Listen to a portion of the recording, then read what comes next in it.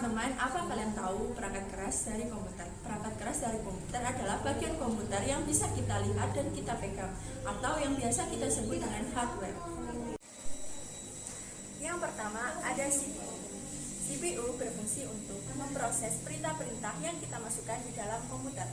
Dan di dalam CPU ada banyak beragam perangkat yang paling kecil. Contohnya motherboard, hard disk, terus ada RAM, ada ROM, ada prosesor, dan masih banyak lagi.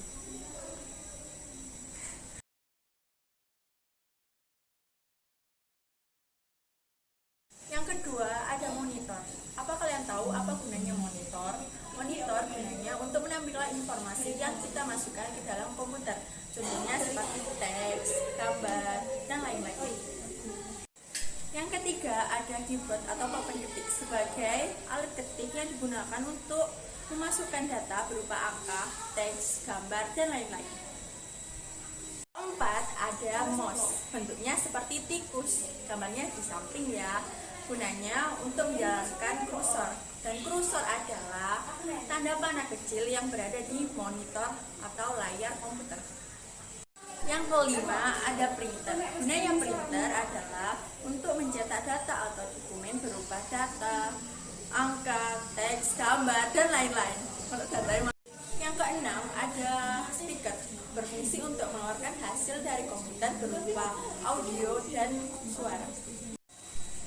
Yang ketujuh ada scanner, berfungsi untuk memindai dokumen dan menyimpannya sebagai file untuk dimasukkan di dalam komputer. Yang ke-8 ada flash disk, berfungsi sebagai menyimpan atau mentransfer file dari luar komputer.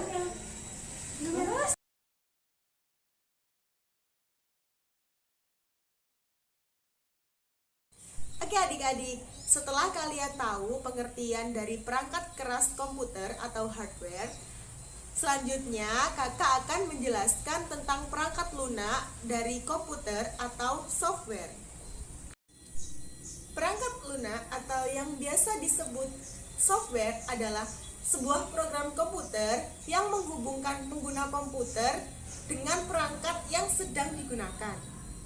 Fungsinya untuk memproses data, perintah, atau instruksi khusus agar kita sebagai pengguna komputer ini dapat mengoperasikan komputer sesuai dengan hasil informasi yang kita inginkan. Nah, yang pertama ada Microsoft Word. Microsoft Word adalah aplikasi pengolah kata yang digunakan untuk semua kalangan. Aplikasi ini berfungsi untuk membuat laporan, membuat dokumen, dan membuat tabel. Yang kedua ada Microsoft PowerPoint. Microsoft PowerPoint adalah sarana yang digunakan untuk mempermudah presentasi dan bisa diakses di berbagai perangkat.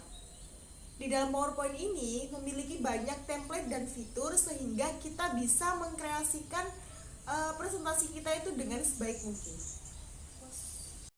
Nah, yang kedua ada Microsoft PowerPoint. Microsoft PowerPoint adalah sarana yang digunakan untuk mempermudah membuat presentasi yang berbentuk soft copy sehingga dapat diakses oleh berbagai perangkat. Di dalam PowerPoint ini memiliki beragam template dan fitur yang menarik sehingga kita bisa mengkreasikan presentasi kita sebaik mungkin. Yang ketiga ada Microsoft Excel, adalah aplikasi yang ketiga ada Microsoft Excel. Microsoft Excel adalah aplikasi yang memungkinkan melakukan input data berupa tulisan, teks, angka, atau fungsi kompleks yang lain.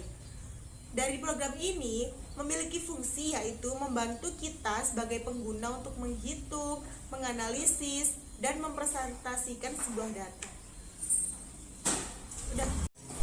Nah, selanjutnya ada AI atau Artificial Intelligence, yang artinya kecerdasan buatan.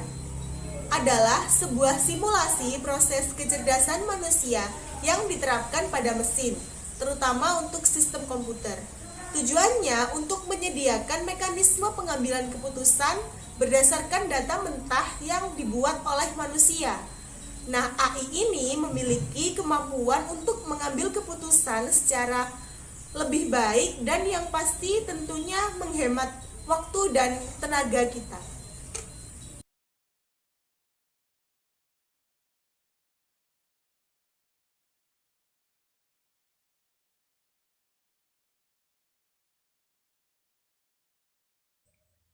Halo semua, di sini saya akan menjelaskan yang pertama itu cara kerja mouse. Yang pertama itu ada poin, yaitu untuk memilih dan menunjuk. Dan yang kedua itu ada klik kiri, tekan tombol klik kiri. Ketiga itu ada klik kanan, tekan tombol klik kanan. Dan keempat itu ada double klik, tekan tombol kiri mouse 2 kali dengan cepat. Yang kelima itu ada drag and drop, klik tombol kiri mouse, tahan, geser, dan lepaskan. Seterusnya itu cara kerja keyboard. Yang pertama itu ada shift, membuat huruf besar.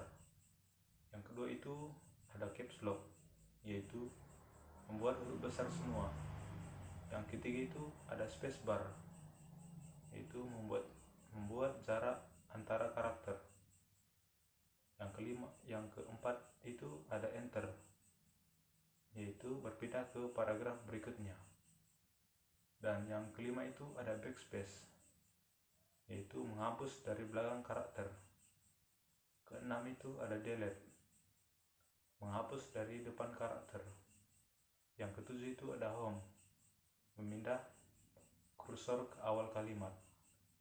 Yang ke-8 itu ada end, memindah kursor ke akhir kalimat. Seterusnya itu menu dalam Microsoft Word. Yang pertama itu ada new, yaitu membuat dokumen baru. Yang kedua itu ada open, yaitu membuka dokumen yang pernah disimpan. Yang ketiga itu ada close, yaitu menutup dokumen yang sedang aktif. Dan yang keempat itu ada save, yaitu menyimpan dokumen yang sudah dibuat. Kelima itu ada save as, yaitu menyimpan dokumen dengan nama baru. Yang keenam itu ada print preview, yaitu melihat hasil cetak di layar monitor. Yang ketujuh itu ada print, yaitu mencetak dokumen.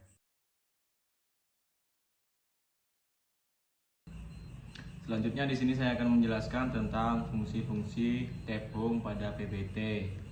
Yang pertama di sini ada copy.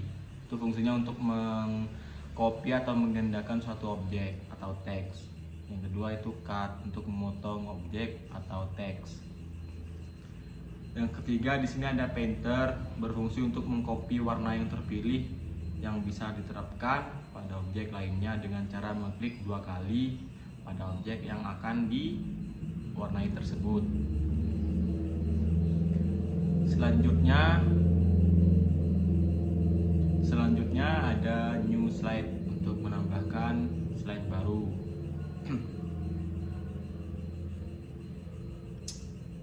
Dan selanjutnya ada layout, untuk mengatur lebarnya halaman.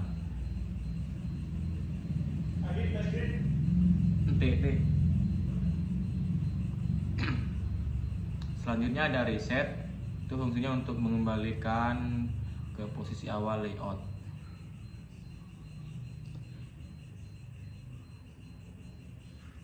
Dan di sini saya akan menjelaskan juga tentang fungsi-fungsi menu tab insert pada PPT.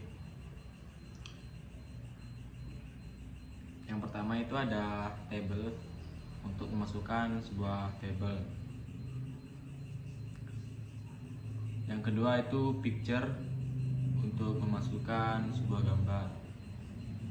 Yang ketiga ada clip art, untuk memasukkan art atau gambar yang telah tersedia pada program tersebut. Yang keempat ada foto album, fungsinya untuk memasukkan semua album foto. Yang keempat ada shape, untuk membuat shape atau bentuk-bentuk objek yang bisa dimasuki teks tersebut. Yang keenam, chart. Itu fungsinya untuk membuat diagram. Yang ketujuh itu hyperlink, untuk memasukkan link. Jika Anda mempunyai blog, bisa Anda memasukkan linknya tersebut.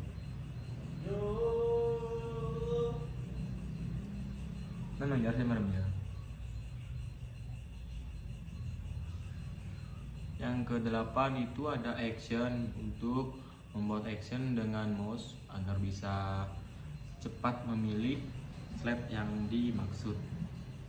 Yang ke-9, text box.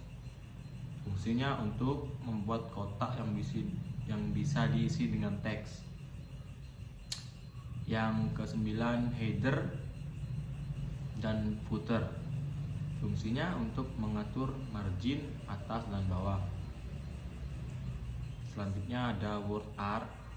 Fungsinya untuk membuat sebuah tulisan yang bisa dimodifikasi secara otomatis sesuai selera teman-teman.